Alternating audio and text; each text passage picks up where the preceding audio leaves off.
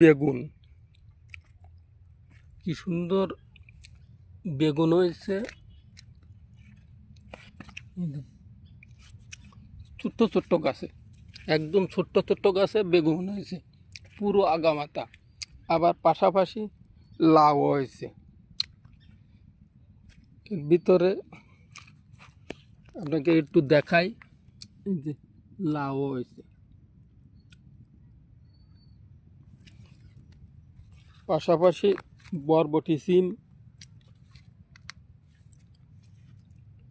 বেগুন এক এক থলিতে দুটো তিনটে চারটে বেগুন হয়েছে। বেগুন বরবটিও খুব ভালো ফলন।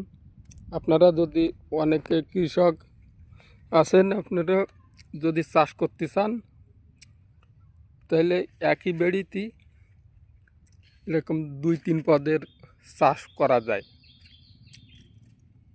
সুন্দরভাবে চাষ করা যায়। এতে কোনো সমস্যা হয় না বেড়িতে, এবং সার মাটিও কম লাগে।